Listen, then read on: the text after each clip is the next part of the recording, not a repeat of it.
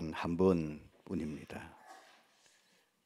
그렇기 때문에 우리 렘넌트 경우에도 첫 번째 기회면서 마지막 기회요, 영원한 기회입니다. 한 번 렘넌트 시절은 다시 돌아오지 않습니다.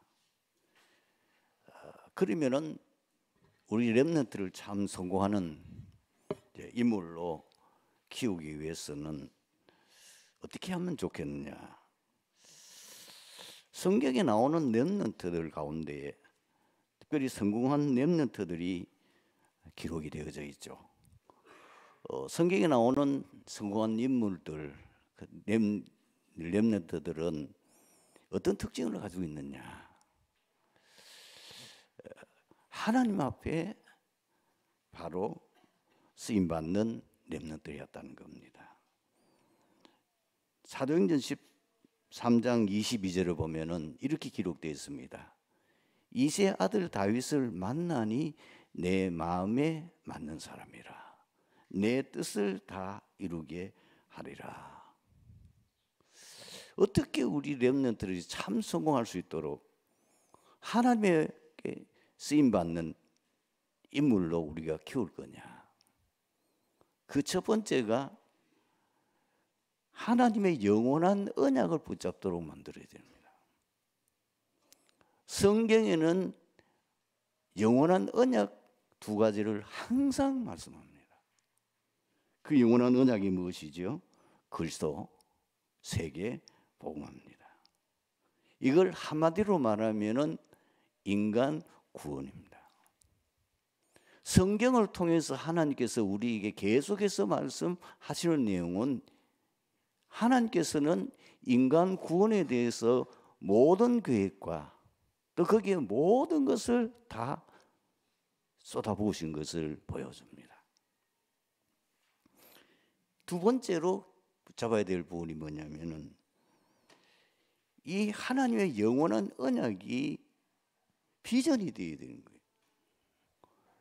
그러면은 어떻게 이 비전을 우리 렘넌트가 가지도록 만드냐 하는 겁니다. 그것도 어렵지 않습니다.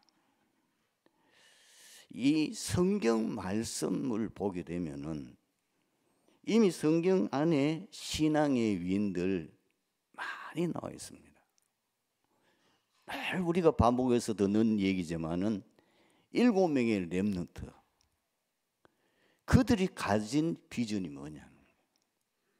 그걸 계속해서 말씀을 보고 묵상하고, 뿐만 아니라 요즘은 굉장히 정보가 잘 발달되어 있고 아주 쉽게 전 세계 정보들을 여러분들이 접할 수가 있습니다. 요즘은 이 좋은 장비들이 많이 나와 있잖아요. 컴퓨터라든지 뭐 요즘 가지고 있는 스마트폰, 뭐 네이버에 들어가면 그 외에도 많이 있겠지만 구글도 들어가면 되지만은 거기 들어가면은 지금 세상의 모든 정보들이 다 들어 있어요. 거기서 여러분들이 뭘 보느냐 하면은 역사적인 신앙의 인물들, 그거를 계속해서 독서하는 거. 굉장히 그게 중요합니다. 지금 저도 사실 밤에 이제 세계적인 그 인물들 그걸 다시 이렇게 보고 있어요. 우리 한국에 사실 이름 있는 주기철 목사님이라든지 손영환 목사님이라든지 최봉석 목사님이라든지 김묵두 목사님이라든지 이 한국이 지금 이렇게 세계 복음화를 줄 정도로 큰 응답을 받게 되어진 그 배후에는 신앙의 거장들이 있었어요. 저는 그걸 제가 보면서 얼마나 많은 감동을 받는지 몰라요. 아, 그랬구나.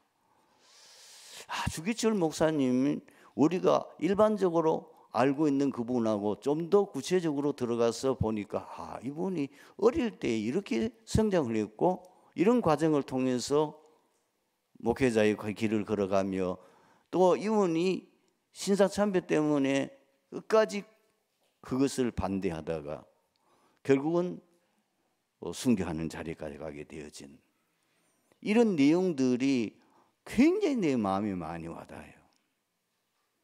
그리고 세 번째는 뭐냐면 세상에 성공한 인물들, 위인들도 보면은 이걸 종합해서 성경에 나오는 신앙의 위인들, 역사적으로 하는 신앙의 위인들, 그리고 세상에 성공한 위인들, 이걸 계속 읽으면은 뭐가 느껴지냐면은 이분들이 성공할 수밖에 없는 굉장한 비전을 가지고 있었다는 걸 발견하게 되는 거예요.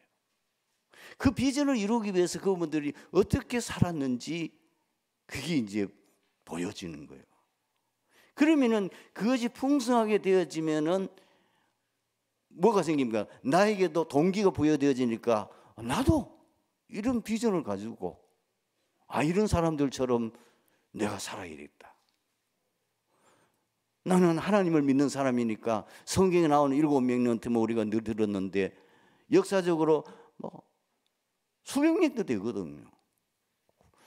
선교사님들 가운데 정말 선교에 헌신한 많은 선교사님들이 어떻게 선교 현지에서 복음을 전하고 거기서 어떻게 평생을 선교했는지 이런 내용들을 읽게 되면은 굉장히 여러분이 비전에 대한 도전이 확 일어나요. 그런 가운데 자기도 모르게 달란트가 발견돼요. 신기한 건 달란트는 단순하게 무슨 요즘은 달란트 발견하기 위해 가지고 적성 검사를 어떻게 하고 뭘 어떻게 하고 물론 그것도 중요한데 우리는 그런 정도의 달란트가 아니고 위로부터 온 내게 주신 달란트를 받아야 되는 거죠. 그걸 알려고 하면은 더 폭넓고 뭔가 하는 걸 봐야 되는 거예요. 이런 걸 계속 보게 되면은 굉장한 도전이 나요. 우리 렘넌트들 게임을 좀 심심할 때 하는 건 좋아요. 그러나 거기에 푹 빠져버리면 완전히 정신병자 돼요. 완전히 인간 망치버려요.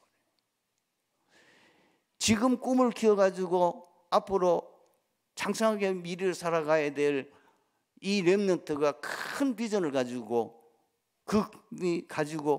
그걸 마음에 구체적으로 계속 구체화해 가면서 그 비전을 붙잡고 앞으로 시대 살리고 교회 살리고 세계 복음화해야 될 인물입니다.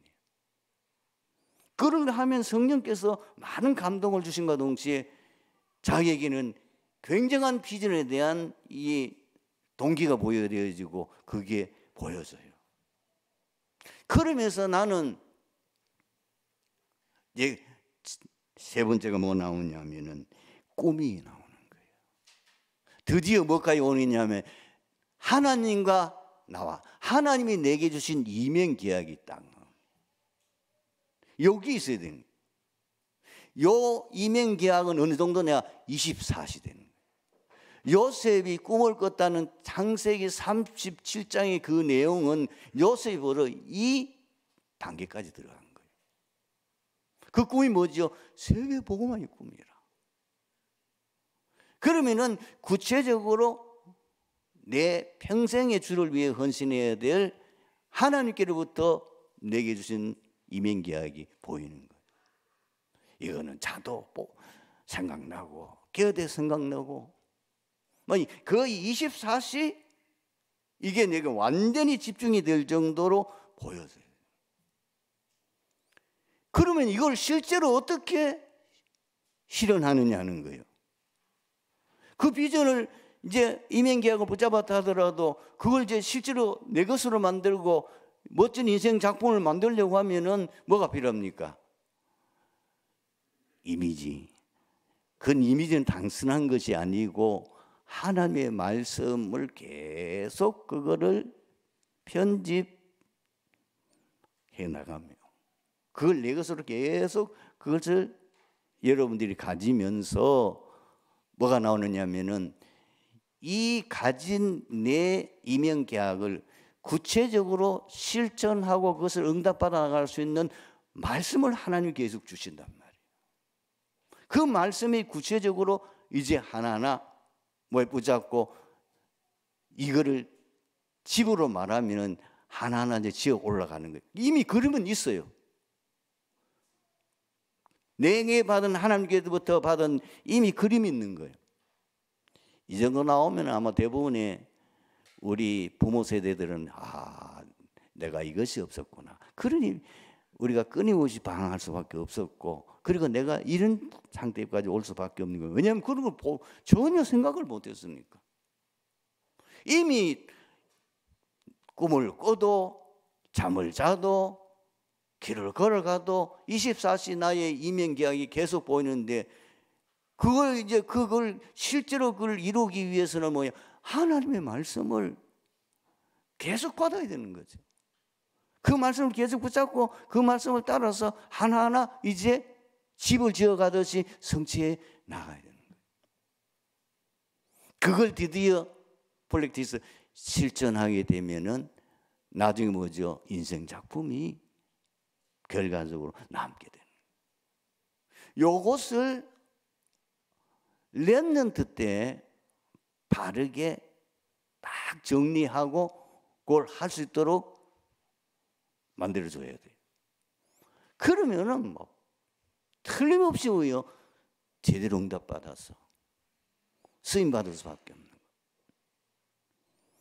그래서 이 사무엘은 다윗 같은 경우는 벌써 이 렘넌트 때 이런 것들이 하나님이 특별한 역사 속에서 이게 되어진 걸 보고, 다니엘 같은 경우도 마찬가지죠. 이런 인물들이 에스더가 그냥 에스더가 아닙니다. 우리가 그냥 그게 나온 거지만은, 그러나 이런 것들이 다 뭔가 되어진 상태에 있을 수밖에 없는 것들이 이루어졌기 때문에 이루어진 거예요. 에스더가 얼마나 지혜로운 여자인지 몰라요. 그 왕 앞에 부름받아 가게 되어졌을 때, 그것도 생명 걸고 갔는데 왕이 어디 갑니까? 금호를 내미니까. 왜냐면 그러면 이제 허락 없이 왔다 하더라도 면책권이 있는 거예요. 이런 위험을 무릅쓰고 에스더가 왕을 찾아왔을 때는 뭔가 아주 긴급한 요구사항이 있는 거예요. 뭔가 자기의 지금 문제가 있는 거예요. 그걸 지금 도움받기 위해서 왔는데, 그 자리에 얘기하잖아요. 왕후여, 당신의 소원이 뭐냐? 내가 나라의 절반도 줄 수 있다. 보통 여자들 같으면 어떻게 합니까? 그 자리에서 울며 불며 얘기 다 하겠죠. 우리 민족이 어떻고 뭐 어떻고 안 했어요. 에스더는 뭐라 그러지요? 왕이시여, 오늘 우리 집에서 잔치를 배설할 거니까 이 잔치에 왕이 오시면 좋겠습니다. 꼭 오실 때에 저 하만 총리를 같이 오십시오. 그러면은 그 다음에 잔치 왔다면 그 다음날, 그럼 보통 우리가 말할 거 아닙니까? 또 말 안 해요. 보통 여자 아니에요. 그 지혜가 어디서 나오는 거예요? 또 한 번 더 잔치, 내일 또 잔치, 내일 잔치에 오시면 그때 제가 말씀하겠습니다. 그런데 반드시 오실 때 저 하만 총리를 대동해 오시라. 그 다음날 잔치가 벌어지기 전에 사건 터졌어요. 그날 밤에 그 내일 이제 에스더 그 잔치에 초청받아 가기 전날 밤에 어떤 일이 납니까? 아마 왕이 일찍이 잠이 들었는가 본데 한 2시나 3시 정도 돼서 잠이 깬 거예요. 잠이 안 와. 이래가지고 심심하니까 뭐 어떤 얘기합니까? 4시에 이렇게 궁중일기 가져오라는 거예요. 그 궁중일기 가운데 안 되나 읽으라는 거예요. 그런데 하필이면 궁중일기를 읽는 그 궁중일기가 얼마나 큽니까? 그걸 펴서 읽는데 어떤 내용이 나왔냐 말이에요. 모르드게가 그 넷이 두 사람이 왕을 암살하려고 하는 그 모의하는 것을 들었어요. 그걸 고발한 거예요. 그렇게 해서 그 사실 조사해 보니까 사실 그게 맞아. 그 궁중 기록이 왕이 깜짝 놀라는 거예요. 그런 일이 있었냐? 그러면은 그 모르드게를 어떻게 그러면 보상을 하고 어떻게 했느냐? 아무 한 거 없다 이거라. 그래? 그때 하만 이 총리가 뭐죠? 그 모르드게 죽이려고 50피트나 되는 그 당대를 나무를 달아놓고 왕의 허락을 받으러 왔는데 완전히 뒤집어져. 그 지혜가 어디서 나오는 거예요? 하나님이 주신 지혜가 아니면 불가능한 거예요. 이런 뭔가에 세상으로서는 도저히 상상을 초월할 만한 이미 세상 서비과는 비교도 안 될 정도의 완전히 경쟁 대상이 안 될 정도의 그 하나님의 지혜와 능력이 우리 렘넌트에 있어야 해요. 이 비밀을 있는 자라야 뭐죠? 시대 살릴 거 아닙니까?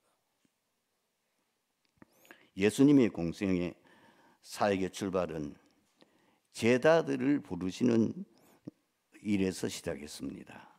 이것은 예수님 사역의 핵심이라고 할 수 있습니다. 이 제자들은 예수님의 산 증인이었고 초대교회 형성의 주축이었습니다.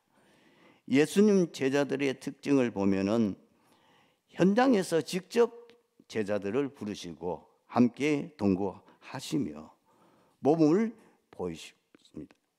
그리고 순종을 말씀하셨고 대인 분율을 말씀하셨으며 지속 사역을 점검하셨고 재생산을 명하셨습니다.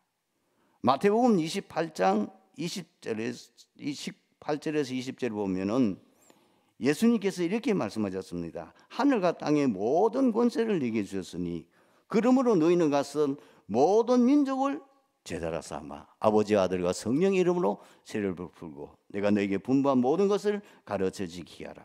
볼지어다 내가 세상 끝날까지 너희와 항상 함께 있으리라. 그러면 예수님의 제자로서 평생 헌신했던 12 제자들의 특징이 무엇입니까? 이걸 다시 우리에게 적용한다면은 내가 예수님의 12 제자처럼 평생 내가 예수님 섬기는 제자로서 어떻게 해야 되느냐. 그 첫 번째 비밀이 뭐죠? 그리스도로 인생 답을 놓고 결론 내린 자였어요.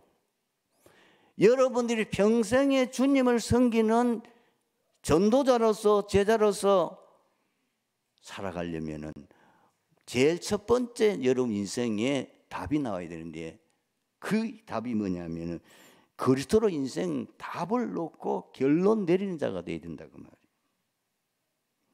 오늘 본문에 나와 있죠. 어떤 내용이 나와 있습니까? 세례 요한이 자기 제자들과 함께 밖에 나갔는데 마침 예수님이 그 앞에 거닐고 있습니다. 그 제자들을 보고 그 예수님을 보면서 가리키면서 세상의 어린 양이로다. 그 다음에 어떤 기록되어 있습니까? 그 말을 듣고 그 세련의 제자들이 예수님을 따르더라. 여기는 뭘 말하는 겁니까? 바로 이 제자들이 뭐를 확신했느냐? 지금 선생님이 말씀하시는 저 예수가 구약 성경에 기록되어 있고 우리 조상들이 기다리던 그 메시아구나. 그거로 인생 결론을 내린 거예요. 그래서 예수님을 따르게 돼요. 그 뒤에 되게 보면은 예수님께서 그 세련의 제자가 자기를 따라오니까 물을 그 다음 묻잖아요. 뭘 구하느냐? 선생님 어디 계십니까? 와서 보라. 이 제자들이 예수님과 함께 동거하게 됩니다. 그리고 난 이후에 이 제자 중에 한 사람인 안드레가 자기 형제를 찾아가서 뭐라고 말하지요? 우리가 메시아를 만났다. 완전히 이 안드레가 그리스도에 대한 인생이 다 흘러든 거예요. 여러분, 성경은 처음부터 지속적으로 말하는 언약이 있습니다. 그 언약이 바로 그리스도에 대한 언약입니다. 인간이 범죄하자마자 인생 문제 해답으로서 그리스도를 하나님께서 말씀하셨어요. 이 창세기 3장 15절입니다. 세월이 지나서 사람들이 그 언약 놓치고 완전히 타락되어 멸망하게 되었을 때 또 창세기 6장 14절에 또 그 언약을 말합니다. 이 심판을 막으려면, 이 홍수 심판에서 살기 위해서는, 이 재앙에서 살기 위해서는 방주 안에 들어가야 된다. 그 말이 뭐죠? 그리스도 안에 있어야 구원을 받을 수 있다, 그 말입니다. 또 세월이 지났어요. 이제는 이 언약의 백성들이 완전히 애굽의 노예가 됐어요. 그때 또 말합니다. 또 그리스도. 그 그리스도 언약 붙잡은 이스라엘 백성들이 모세와 함께 거기서 해방되어 나오지 않았습니다. 여러분, 구약 성경은 많은 내용을 말하는 것 같지만은 사실 구약에 계속해서 하나님이 그 성경을 읽는 모든 사람들에게 뭐를 말하는 겁니까? 그리스도입니다. 성막을 만들어라. 성막 그 모든 내용이 그리스도예요. 5가지 제사, 이스라엘 백성들이 그 성막 짓고 그 제사를 계속 드리는데 그 제사 내용이 그리스도예요. 노뱀 극이 그리스도예요. 도피성 그것이 그리스도라니까. 그 안에 들어가면 살아요. 반석, 거기서 생수가 터졌어요. 예수가 반석이다. 성경은 분명히 신약에 해석해 놨어요. 뿐만 아닙니다. 왜 구약 시대에는 이 세 직분에만 기름 부어 세웠습니까? 제사장, 선지자, 왕을 세울 때만 기름 부음 세운 건데 이게 뭐냐면 앞으로 오실 그리스도, 그걸 말하는 거예요. 이스라엘 백성들이 완전히 또 타락돼 무너졌어요. 이래가지고 어떻게 되죠? 포로로 잡혀갔어요. 나라는 완전히, 성전은 불타고 다 망해버리고, 그때 다시 또 복음을 말했어요. 보라, 처녀가 잉태의 아들을 낳으니 그 이름을 임마누엘이라 하리라. 그 언약 붙잡았을 때에 그 포로로 잡혀갔던 이스라엘 백성들이 다시 돌아오게 됩니다. 마태복음 1장 20절에서 23절에 천사가 직접 그 요셉에게 말합니다. 21절에 이렇게 기록되어 있습니다. 아들을 낳으려니 이름을 예수라 하라. 이는 그가 자기 백성을 그들의 죄에서 구원할 자이십니다. 예수님께서 제자들에게 물었습니다. 너희는 나를 누구로 하느냐? 그때에 베드로가 성령의 감동을 받아가지고 고백했죠. 주는 그리스도시요 살아계신 하나님 맞으시니. 그때 예수님이 뭐라? 바요나 시므로 네가 복이 있더라. 이를 알게 하는 혈육이 아니로 하늘에 계신 내 아버지시니라. 왜 그리스도만 인생 모든 문제 해답입니까? 인생 모든 문제의 시작이 창세기 3장인데 그 창세기 3장 문제는 3가지 문제 아닙니까? 인간이 사단에게 속아서 결국은 하나님의 말씀 불순종하고 하나님을 떠났어요. 그 사단의 문제를 해결할 수 있는 것이 왕이에요. 하나님을 떠난 인간이 하나님을 다시 만날 수 있는 그 길이 선지자예요. 인간의 그 죄 문제 해결할 수 있는 그 길이 제사장이에요. 이제 마지막 여러분들이 딱 결론 내릴 때 보면, 그러면은 어떻게 예수가 그리스도입니까? 어떻게 그리스도죠? 그리스도는 이런 조건을 가지고 태어난 사람이래야, 이런 조건을 성취하는 사람이야 그리스도다. 첫 번째 조건이 뭐지요? 창세기 3장 15절로 말했어요. 그리스도는 반드시 여자의 후손이어야 된다.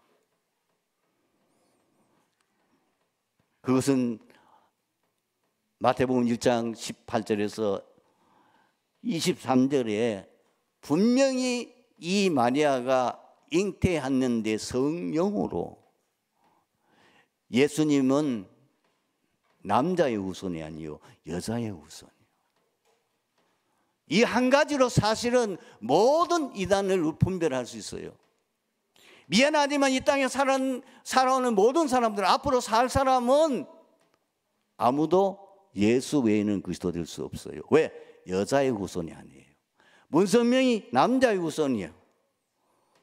어떤 이단의 교주도 남자의 후손이에요. 이만희 남자의 후손이에요. 그리스도 될 수 없어요. 석가, 공자 그리스도 될 수 없어요. 여자의 후손이 아니에요. 여자의 후손은 예수밖에 없어요. 그래서 그분이 그리스도인 거예요. 또 나가서 뭐지요? 인간의 죄 문제를 해결해서 분명히 이것을 대속해야 돼요. 예수님께서 왜 이 땅에 오셨습니까? 천사가 말했잖아요. 자기 백성들의 죄를 대속하기 위해서 오셨다. 분명히 말씀하고 있습니다. 그리고 예수님이 마지막 십자가에서 뭘 말씀합니까? 다 이루었다. 모든 문제 해결하시고 그분이 다시 부활해야 돼요. 왜 부활해야 됩니까? 진짜 사단의 권세, 지옥 권세, 사망 권세를 이기기 위한, 이긴 증거, 정말 거기서 모든 문제 해결했다는 증거는 반드시 지금의 문제를 해결해서 부활해야 되는 거예요. 그래서 이 모든 사실을 실제로 보여주고 성취한 분이 예수이기 때문이에요. 그래서 성경은 말합니다. 예수님은 누굽니까? 요한일서 3장 8절에 거기서 분명히 예수님이 그리스도이심을 말하고 있죠. 그리고 요한복음 14장 6절에도 마찬가지입니다. 내가 곧 길이요 진리요 생명이니 나로 말미암아 정은 아버지께로 올 자가 없느니라. 그리고 예수님 마가복음 10장 45절에 분명히 말씀했어요. 내가 인간의 죄를 대속하기 위해 왔다. 하나님의 아들이 나타나신 것은 마귀의 일을 멸하심이라. 두 번째 특징이 뭐냐? 이 예수님의 제자는 오직 예수를 따르는 자였어요. 오늘 본문 38절 40절에 분명히 기록하고 있습니다. 예수님께서 직접 제자들을 부르셨습니다. 오늘 본문 43절에 보면은 예수님께서 빌립을 만났을 때 나를 따르라. 그리고 갈릴리 해변에서 고기잡이하는 어부들을 예수님이 직접 부르셨습니다.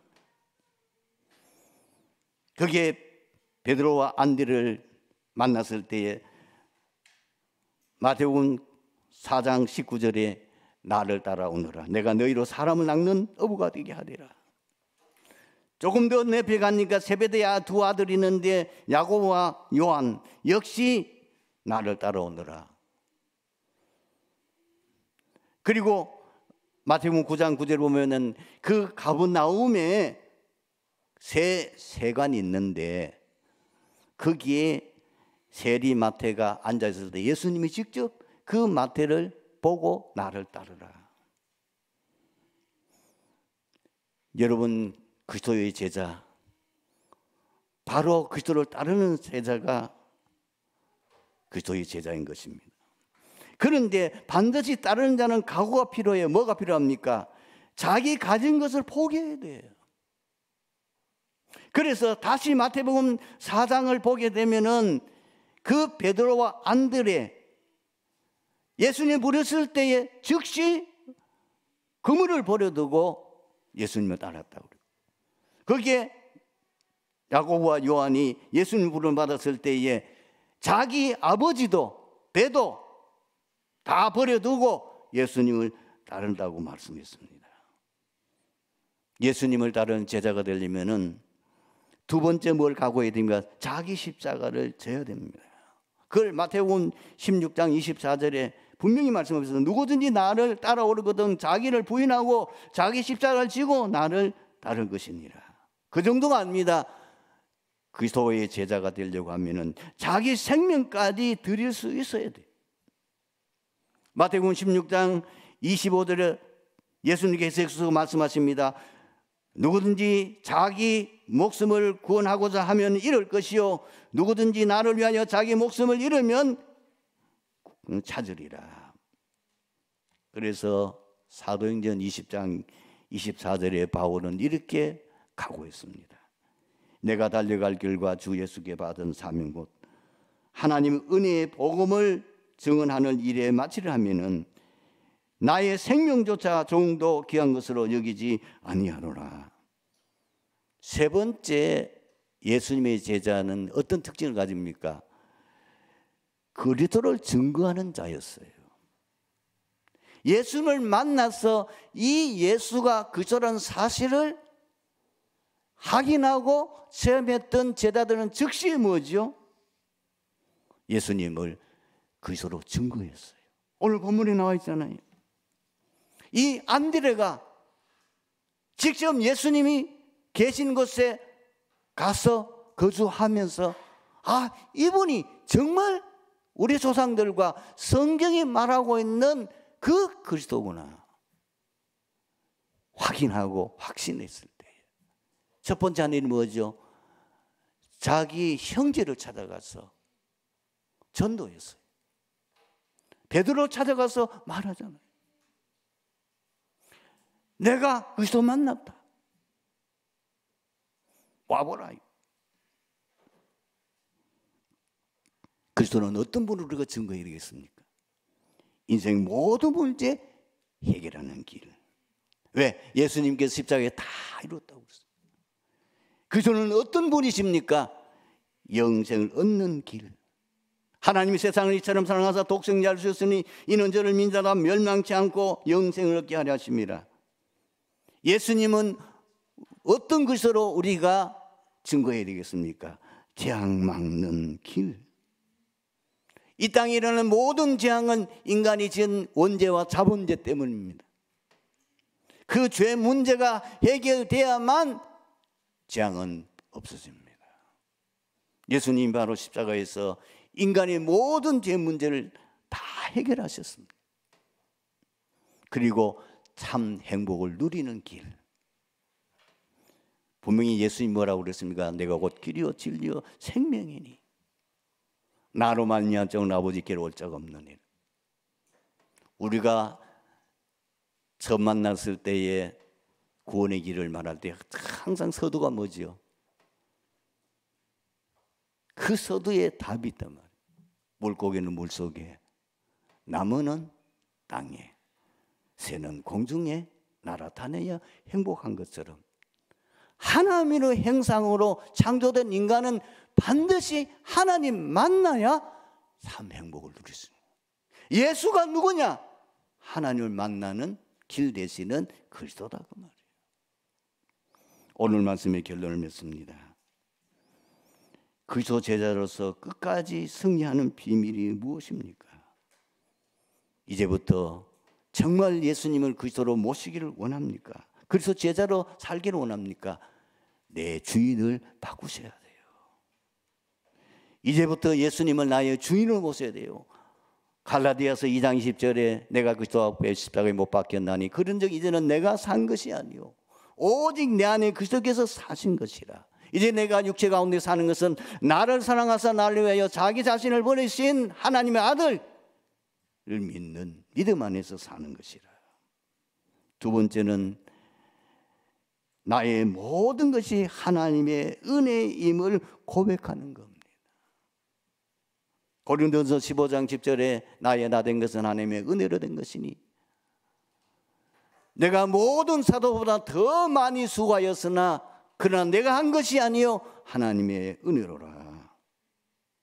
그리고 힘이 있어야 돼요. 자신을 이길 수 있어야 되고 세상을 이길 수 있어야 되고 사단을 이길 수 있어야 돼요.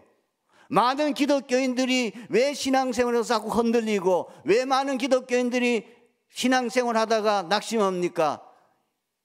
이 세 가지를 이길 힘이 없는 거예요. 자신을 이기지 못해요. 세상을 못 이겨요.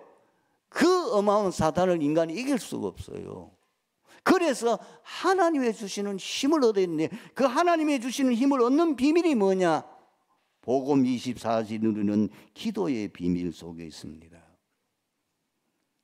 다니엘은 어떻게 그 어려운 환경, 많은 다니엘을 해치려고 하고 그 주위에 다니엘을 모함하는 많은 사람들과 이 어려움들을 어떻게 이겼는지, 다니엘서 6장 10절에 기도, 전에 행하던 대로 하루에 3번씩 예루살렘을 향한 창문을 누르고 기도했다. 보좌의 능력을 받아야 된다. 언제? 매일 매순간. 이번 한 주간 동안 이 축복받고 승리하게 되기를 주님으로 축원합니다. 아버지 하나님, 오늘 주신 말씀 통해서 트리니티교회 모든 성도들이 최고 응답받는 한 주간이 되어지며 정말 우리가 그리스도의 제자의 응답과 축복에 대리서게 하여 주시옵소서. 주 예수 그리스도의 이름으로 기도드리옵나이다. 아멘.